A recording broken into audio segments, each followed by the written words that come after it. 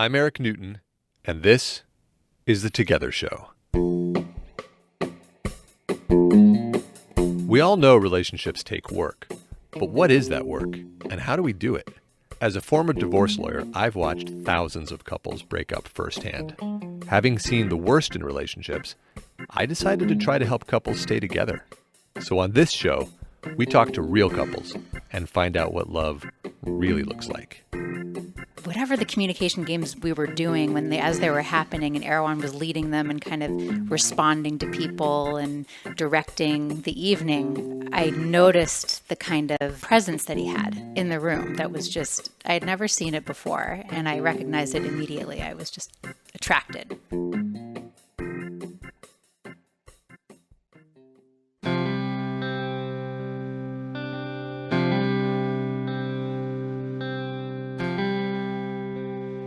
Welcome to the show, everyone. Thanks for listening. As I've mentioned before, we're getting a lot more email from listeners lately, and I wanted to read an email that came in this week and that I loved receiving. A listener named Lori writes, I just discovered your podcast a few weeks ago and immediately binge listened to as many episodes as I could. I've never heard people talk about intimacy and the inner workings of their relationships in such an honest, transparent, and thoughtful way. The interviews blew my mind and opened my heart in a way that I had no idea I needed.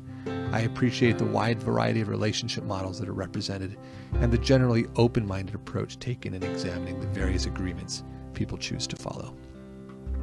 That being said, I found myself extremely disappointed when listening to the discussion between Jenny and Haley regarding sex work and strip clubs. I'm not suggesting that some clubs aren't depressing or that some women in the industry aren't exploited, but in my experience, many of the women who choose that work do it for reasons that are anything but exploitative and depressing. They find meaning and enjoyment in their work that goes way beyond a simple exchange of money. Lori, thank you so much for writing. Thank you for your praise, and thank you for your well-taken criticism of how I characterized sex work in that episode. And I couldn't agree more. Sex workers, just like all workers, sometimes find fulfillment and satisfaction in their work, and sometimes don't. My suggestion that sex work is uniformly depressing and exploitative is just plain wrong. And on a related note, I should say that we've been planning to produce a documentary series on the romantic lives of sex workers here at the Together Show, and part of the purpose of that series is to bring to light this very point. So thank you for your gentle reminder, Lori, and thank you for your email. It's much appreciated. If you have any questions or comments, or if you'd just like to say hello, please don't hesitate to email me at host@together.guide. Now on to the show. This week's episodes are about the opportunity to deepen our awareness that is presented by our sexual needs and by our inevitable conflicts in relationships. My guests this week are Erwan and Alicia Davon, two quite well-known personal development leaders who work in the areas of relationship and sexuality. Erwan and Alicia are probably most well-known for a program called The Pleasure Course, which is a seminar in which they teach extended orgasm, amongst a number of other topics. Now, having worked with so many couples in this very intimate way, Alicia and Erwan have a unique insight into what causes awareness to develop and how sex and our inevitable conflicts with our partners can help us to expand both our personal relationships and our awareness in general. We're also publishing 2 articles in the magazine this week that are related to the issues in the show. They're called You're Just Not That Sexy and Turn Up the Heat. You can find both of those on our Facebook page or on our website, which is at www.together.guide. So with that, let's go to our interview with a very delightful couple, Alicia and Erwan Davon.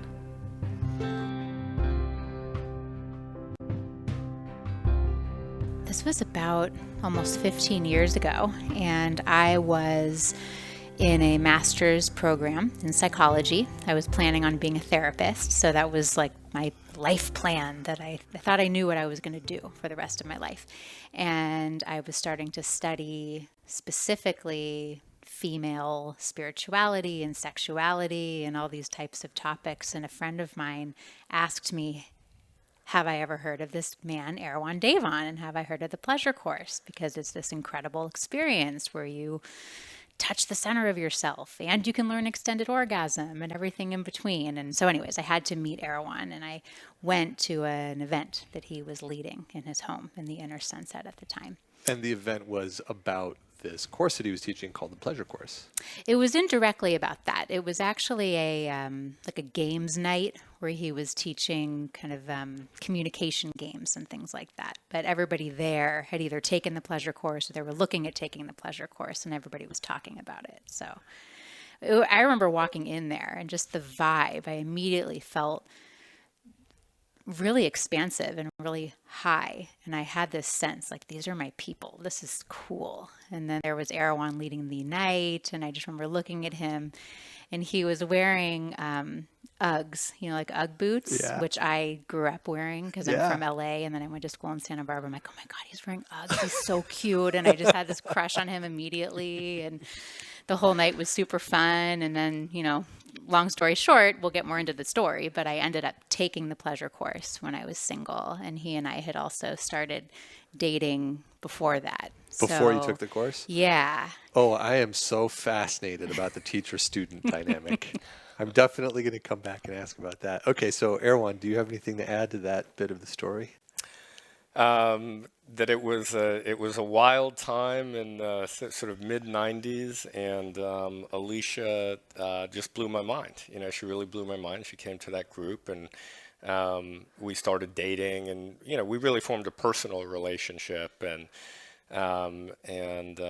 spent most of a year in that relationship. And then she decided that she wanted to actually take the Pleasure Course, which was a little bit odd, her becoming a student, from us dating. But it was her experience as a student was short-lived, and then she basically moved in, and really everything took on a different light, because I had been teaching with sort of short-term girlfriends and stuff like that, and largely on my own. And were you non-monogamous? Yeah, I wasn't. Well, I wasn't even not. Yeah, I was just dating. You were just dating. I was just dating, okay. and not even non-monogamous. I was just dating. Yeah. I wasn't in a committed relationship, and it was a very sort of wild time. It was the '90s, but it sort of felt like the '70s. I mean, I don't know. I was like 5 years old in the '70s, but.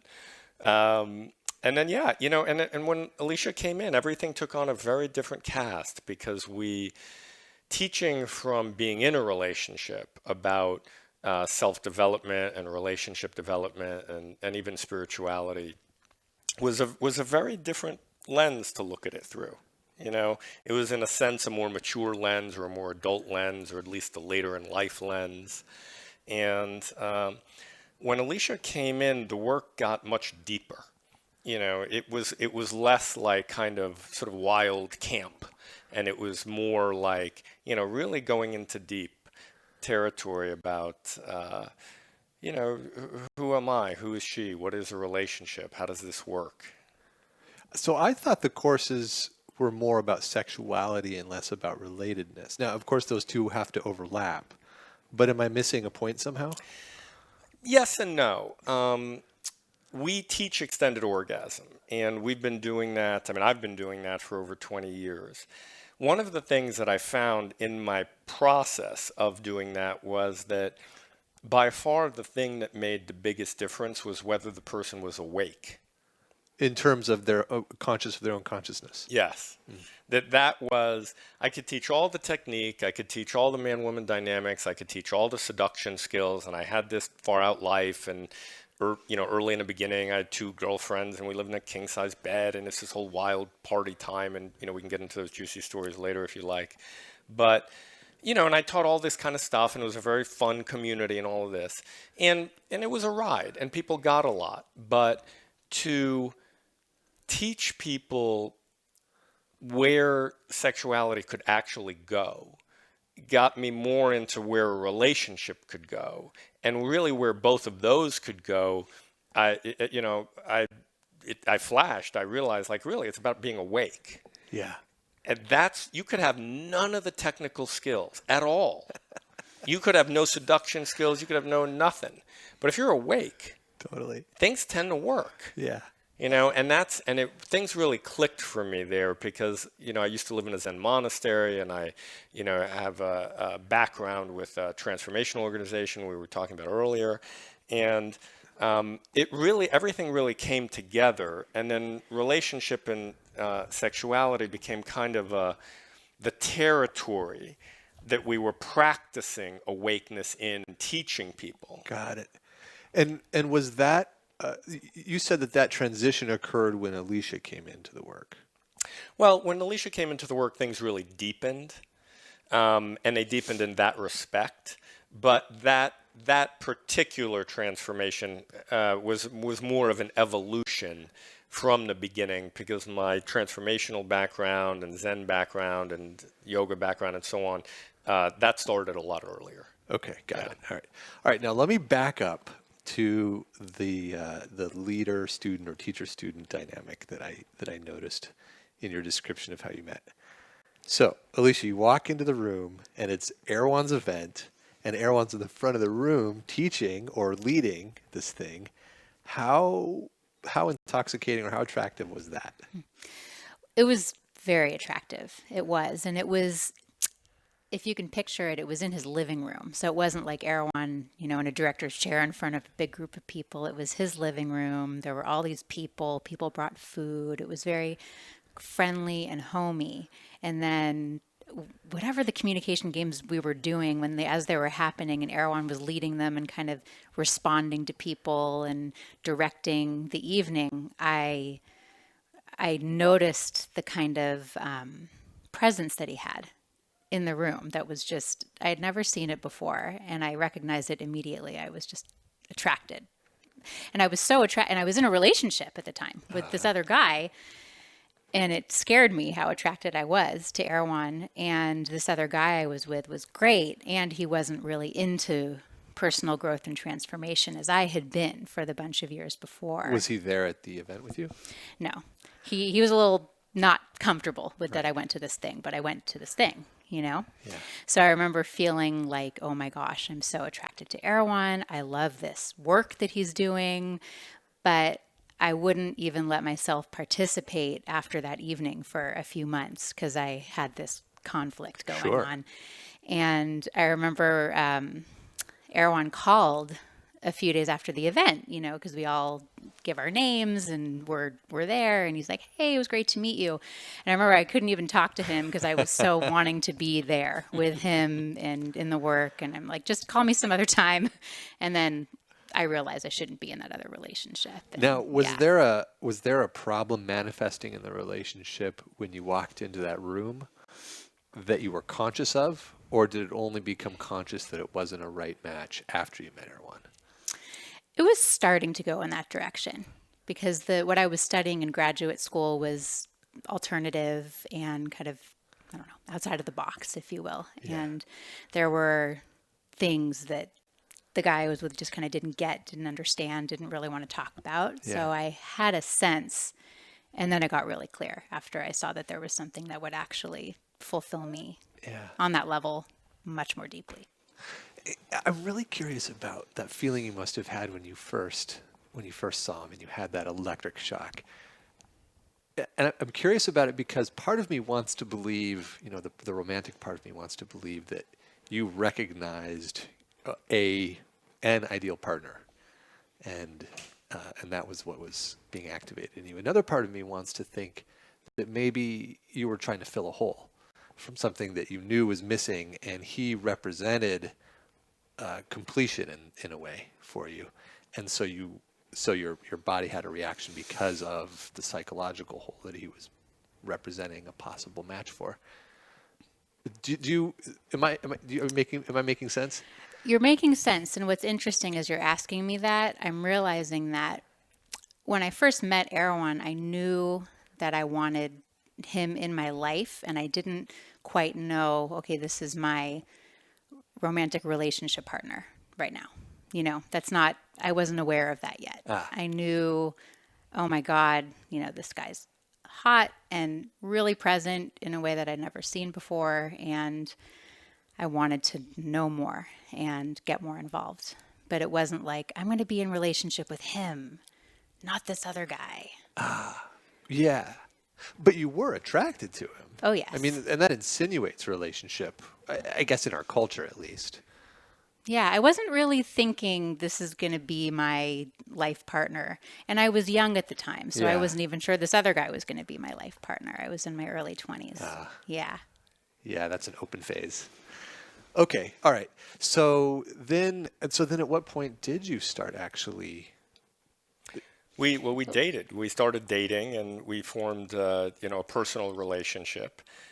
Yeah, you said that now that I think about it, but I'm trying to get the time lapse there. So from when You're you better broke up. with timing than I am. Yeah, so it was about, 6 months later, something like that. Yeah. And I had ended the relationship with this other guy. And then Erwan and I randomly ended up at this retreat course That's thing. right, that's yeah, right. that was going on, that I went as a participant. Erwan had been teaching it and then decided to put all his focus on the pleasure course. So was participating in this particular retreat as a participant one last time. So I were walking into the kitchen on Friday. It was like a retreat for 4 days. We were away. And then Erwan, there he is sitting at the table eating breakfast. And I remember being like, what is he doing here? Oh my gosh. And I was like so riled up about it in a good way. And I was scared and, oh my gosh, I'm available. And what does this mean? I was all hot and bothered. Yeah. Yeah. So we connected there over the weekend. Did you sense that, Erwan? Well, I definitely sensed that Alicia was interested, and we had a lot of connections. The course was full of exercises and stuff like that, sort of, breathing exercises, this kind of thing. And, and then at the end, because I knew Alicia was interested and I knew I was attracted to her, I said, hey, why don't we go out for a cup of coffee? And she just turned me down like I was completely insane, for asking. And I said, well, here's my number. If you want to go out for some coffee, just give me a call. And then a month later, I got a call, and we had a nice chat. And how did it go? Wait. Did the turn down make you more attracted? It's a good question. No, it didn't make me more attracted. To be honest, made me less attracted. But I was still attracted, and I still liked her. And, enough so that a month later I followed up and we had a chat. And then I remember some version of the same thing happened. Yes. What was happening was that we were so connected that I was scared. And so when Erwan appropriately, asked me out at the end of this weekend, and I was like, why are you even asking me out? Looking at him like he's crazy. I'm like, I don't think so. And then the way he responded to me, I will never forget. It was so confident and responsive to me. He's like, all right, well, if you change your mind, here's my number. And then he walked away. And I was left there like, where are you going? Oh my gosh. And then, so for 4 months after that, like I would reach out, we'd have this incredible phone conversation. Then again, appropriately, Erwan would be like, well, why don't we get together? Why don't you come out to the city and have some tea? And I'd be like, I don't know. I don't think so. And he'd be like, all right, see you later. And then he was gone. And this went on for 4 months. And then there was a night, I remember this really vividly. I was in Santa Barbara helping lead a workshop, and I was driving back up the coast to Berkeley, where I lived. And I was about to run out of gas, and it was really dark. And I was on the part of the freeway where there's like no gas stations for a long time. And I was like, oh shit, and then I thought I should call Erwan to tell him I'm scared or see what to do or something. And then I realized I like this guy. What am I doing? And I called him right away I had my car phone. Remember before everybody had sexy cell phones, this big chunky car phone. And I picked it up. I'm like, I'm being silly. Like, yes, I want to get together. And then he's like, great, come over tomorrow. That's where it started. So you said, what was I doing? What were you doing? I still don't totally understand it. I was scared. I think the intensity of our connection was very real. Like I knew that Erwan was really with me. He was present. He could tell how I felt. He wasn't going to bullshit me. He was there. And it scared me. I couldn't really hide out with him. And I knew that from interacting with him so far.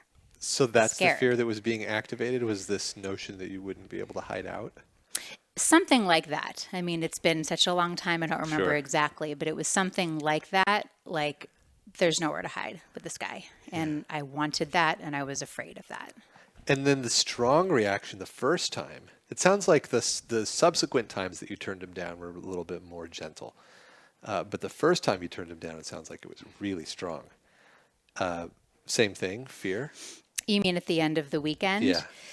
I think I was particularly open from being at this weekend retreat kind of thing, and my fear just came up like almost unexpectedly, like I couldn't even control it. So it felt that way anyways. Wow. And I had a reaction. I was like, no, no, I don't want to go out, even though I really did. I mean, we're all, as human beings, we're very addicted, drawn to our contraction. Yes. You know, so people want intimacy, but they also avoid it like the plague. You know, and you asked a really interesting question about filling holes. You know, presence is the most attractive thing in a human being, and we're completely drawn to it. But anybody's presence is attractive. You know, presence is presence. It's supremely attractive. Yeah. But we also really resist it because presence is a threat to our formulated identity, our formula identity, our methods and strategies, how we survived our early upbringing and everything. So people are in a very strong bind between how they survived their, you know, early upbringing and so on, and their true nature. True nature. True nature, being, consciousness, okay. you know, Right. all the words we could use for that. So it's a very strong pull in two directions that, you know, people have a lot of difficulty with. And, you know, I like the language that you used. People try to find things in sex, money, success, popularity, certain types of bodies, all kinds of stuff, being a particular way, looking a particular way, to fill holes. You know, that you can't even fill that hole because there's not even really a hole, actually. It's more like a blockage of something that's already there. But we do try to fill that sense of emptiness with all kinds of stuff, and relationships and sex are like right at the top. And now your level of awareness that you have about this now and the way that you're speaking about it, did you have that at the time that this was all occurring? Yeah, basically, but it's something that's evolved. When I was in the Zen monastery, that's really where it opened up. You know, the first night I got there a day, then went to sleep, and the first morning that they woke me up at 4 or 4:30 in the morning for hours of meditation, you know, and with practically no instruction, because Zen is objectless meditation. You don't even focus on anything. So I'm in this gorgeous room with, like, you know, 150 people, and they're all in black outfits facing a wall, and I'm there, and, you know, and I'm just falling asleep, and my body is beyond uncomfortable, and it's basically like torture, you know. And midday, that day, after the morning meditation and so on, I went to the monk in charge of the new monks and said, "This is not for me," you know, like, whatever's going on here, like, I'm not into it. And he asked me this very interesting question. He said, "Well, were you in the Zen meditation hall in the morning?" And I said, "Yes." And he said, "Oh, well, then you were doing everything right." Somehow that kind of clicked, you know, like, that I got something about practicing, or something about, like, living it, or something like that. I didn't even know quite what I'd gotten. Then I went back the next morning, same thing, it got me up early, all the rest of the bells and all this stuff, and go in there and I'm meditating and I'm tired and I'm upset and my body hurts and all the rest of this kind of stuff. But I let myself feel all of that. And I didn't resist any of it. And all of a sudden, like, amidst all of this discomfort, because the discomfort was there was just an infinite sea of consciousness, saturated with love and peace and, like, the reality of what we are. That clicked on day 2 for you? Yeah. I think it clicked in proportion to the discomfort. It always does. Right, But usually that's not on right. day 2. Right. Well, thank you. But so that's really, that was one of the biggest awakening experiences I've had. And there's been a few. There was that, and then later on, I realized that, like, okay, yeah, that was amazing. But then there was another awakening experience. It was a little bit more of like an insight or a realization of, I have to know that that's the most important. I have to stand behind that that's the most important. And that was another demarcation line where I not only had that realization, but I said, that's more important than anything else. That being awake and that consciousness, that's the center. And start to organize my life around that. Then there was another one a few years later about like, okay, and that involves practice and ultimately constant practice. There is no realization where you're just sort of coasting around. You don't just become Buddha and you're done. Right. Buddha is more like a verb. It's more like a practice of a devotional surrender to what's true, what we are. Yeah. So there's been like these stages, but that really was the big opening right in the beginning. Okay, so this is a question I've wanted to explore around the concept of being a teacher for a while, and it overlaps perfectly with your relationship. So coming from that place of awareness of self and infinite consciousness, which is a place in some ways characterized by an understanding that everything is whole and complete and that nothing needs to be changed and that there's no need to protect. That's right. That's one way to characterize that place. And then we step into this world of agenda and activity and desire, and it all comes rushing right back in. Right. And one role in this world of activity and desire that you can take on is the role of being a teacher. And being a teacher is great because it's kind of a powerful position. If you're a good teacher, people love you, and it's really safe. It's just so safe. Everybody adores you, and they adore the thing that you're talking about. And then identity can come in and say, oh, this is true. The things that I'm saying are definitely true, and I am definitely special, and therefore I'm safe. Which is okay. There's nothing wrong with that. But it's also a little bit of missing the point from which totally the teaching the comes, point. right? Yeah, I mean, it's like, a couple of things. I mean, being a teacher, at first it kind of looks like that. Then it becomes like the most unsafe thing because you're public. Do you know what I'm saying? Like people's reaction to presence and being, because that has a ego dissolving effect. It's people take shots at you. Yeah. So on one hand, it sort of looks safe, but as you become more and more, a lot of the Zen masters retreated from society really because it was so, the egoic response is so intense to that. But to your point of the sort of being special, yeah, I mean that's an error. That's a spiritual ego, and it's just not true. And I know for myself, I'm currently in psychoanalysis. I've got 12 years of psychoanalysis, 3 to 4 times a week under my belt. If we get into my childhood at all, in this interview, I have one of those remarkably difficult childhoods. So it's, realization is not, there's people who say they're perfectly realized and never have any problems and they're only identified as God consciousness and all the rest of that. There's 1 or 2 people, because I studied those folks, that I would say, that's actually probably the case for that person, 100 years ago. But most of the people who say that's not actually really true.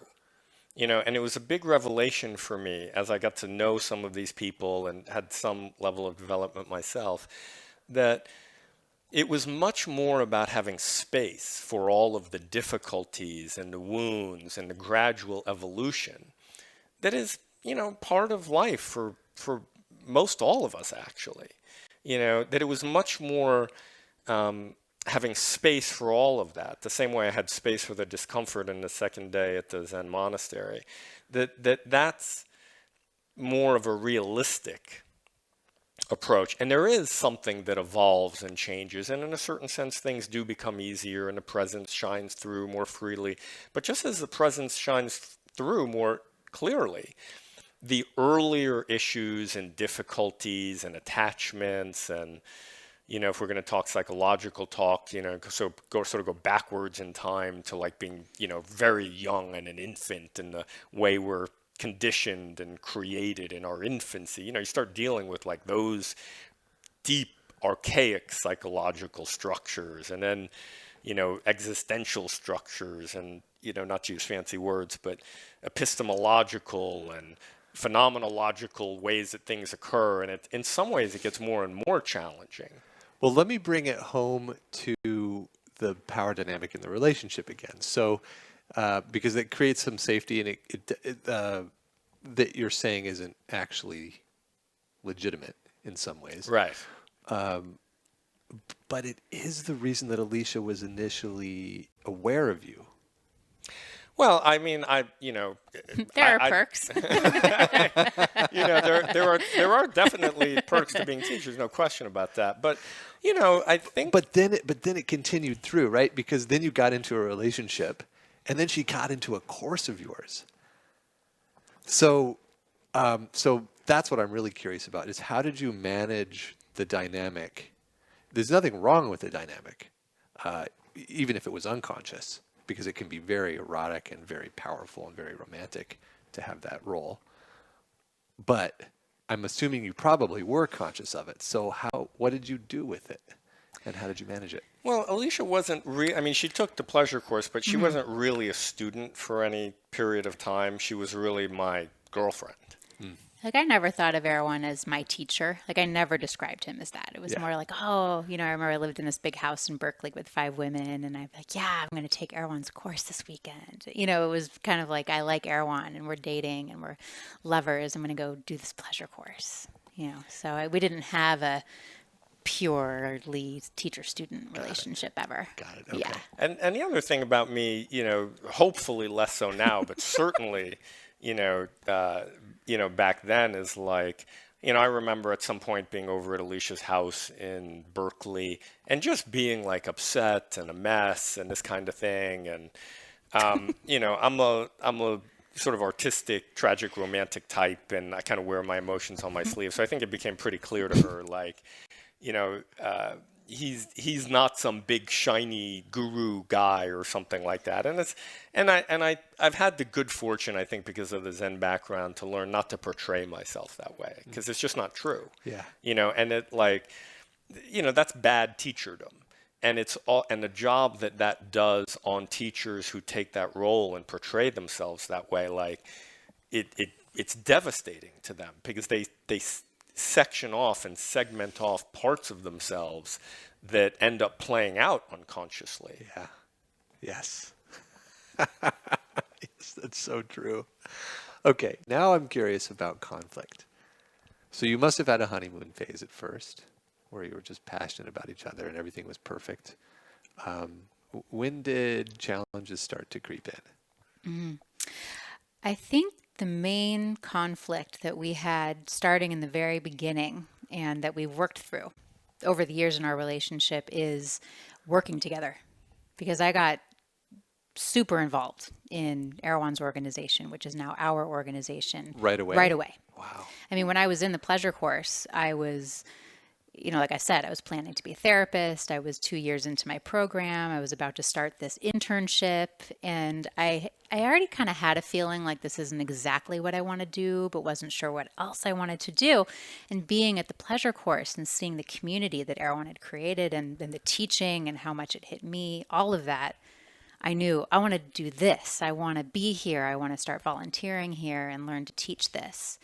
And so quickly I got involved, first as a volunteer, then just was so enthusiastic to jump in that I started becoming involved with the business.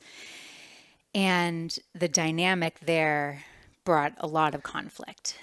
What's an example? Well, I'll give you the first example I ever remember, which is that we had an event at the house that I lived in on Dolores Street, and Erwan ended up moving in there with me after a while.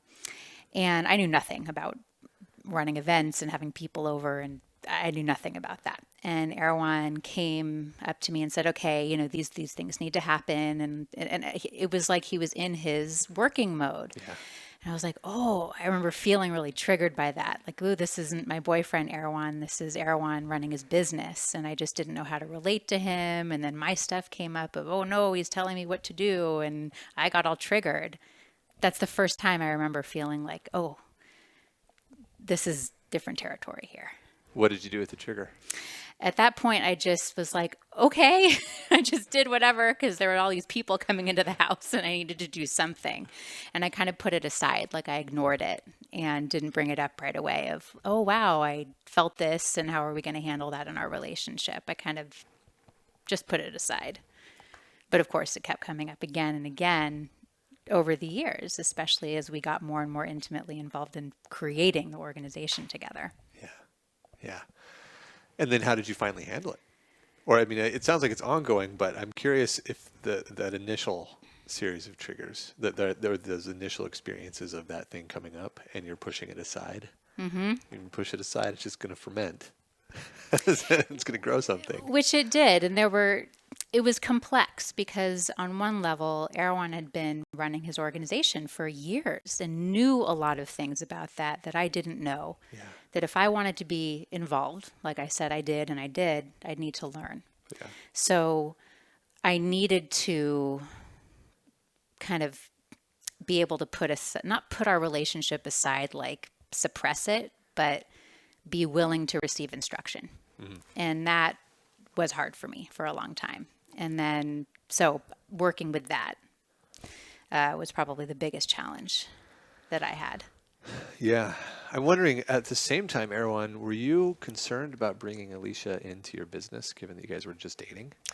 You know, not as concerned as I probably should have been. You know, because those challenges started, and then, you know, working with your partner, now my wife, you know, I'm her husband. I mean, it's a whole other level of challenge for a relationship that, you know, it's just a much bigger challenge than I think people generally understand. You know, we used to have a home office and we worked together, and it was like, you know, you sort of lose that ability to come back to somebody after hours and like just be with them in a completely different context. You know, and that's, you know, so it's been years, you know, learning, to sort of separate, you know, us as sort of working together and us as husband and wife. And that's, I would say, the biggest challenge that we've had to deal with. I'm really curious about sex when you're angry at each other at work. We have an extended orgasm date pretty much every day. And Date. Uh-huh. Yeah, like in the mornings generally, you know, we wake up together and I'll put my finger on Alicia's clitoris and she'll have an extended orgasm for 10 or 15 minutes. And that's a practice. The same way meditation for us is a practice in the morning. So one of the things that we've found, it's kind of like back to the spiritual conversation for a second. You know, no matter what's going on, it's a good idea to meditate. And there's a realization where like, okay, it's more about the practice than it is about some realization I had 20 years ago. Because if I'm not practicing that realization, then it doesn't become alive. If it doesn't get to the body and the what you're doing when, it's an insight. You know, so things kind of go from the And head, it's a story. And it's a story in the past. Yeah. So, right. So, you know, the insight is great for a second, but you want it to get into the heart and do I really want this, and the devotion and the surrender, and then into the body and the living it. Yeah. And then something is more really manifest. Yeah. Versus people who get high. You know, you read a book. You can read a book, get very high in reading a book. It's very different than half an hour of meditation. Right. So, extended orgasm is a daily practice for us. And whether we're in a fight or not or whatever, I mean, the only thing that pretty much would stop it is a really, really serious fight, or like if we're, in Alicia's in LA visiting her parents or something like that. Right. And that's something we found it really works well for couples to have their relationship get the same kind of time and space that, for example, people's work life gets, or people who are very spiritual, their meditation practice gets, or their yoga practice gets. And what that does is, you asked about honeymoon period earlier. There's always a honeymoon period in the beginning, and the other person can't do any wrong, and they burp and they fart, and you're like, wow, they're so free, and they show up late, and it's like, oh my God, they've transcended time and just all this stuff, like that. But then after a while, that novelty goes away. Yeah.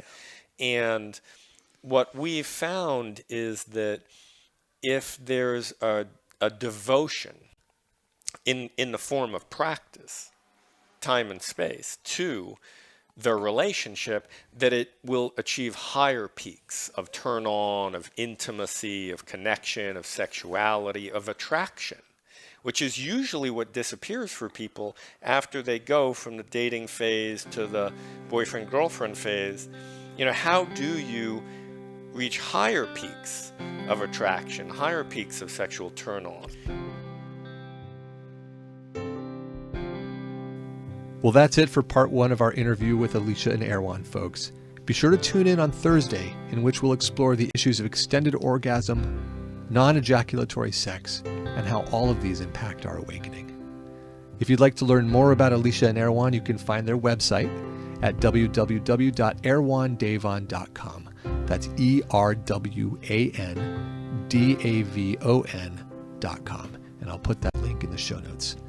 If you liked what you heard, please subscribe to us on iTunes. It makes a big difference when you do that. If you have any questions or comments, or if you'd like to be on the show, please reach out via one of our platforms. You can find our website at www.together.guide. Our Facebook page is facebook.com/togethershow. Twitter and Instagram are both at together_show, or you can email me at host@together.guide. Our producer is Charlene Goto. Our web designer is Courtney Munna. Our art director and my one and only is Aubrey Pick. Honey, I love you so much. Thanks once again to my guests, Erwan and Alicia. Erwan, seriously, the second day at the monastery, that still makes me crack up. I can't even believe it. It's so great. Be sure to tune in for Thursday's episode, in which you will hear... But you can't produce extended orgasm in somebody else's body that's really orgasm unless you're in the experience together. See, orgasm by definition is a state of release. It's a state of body and mind release. That's all for today, folks. See you next time.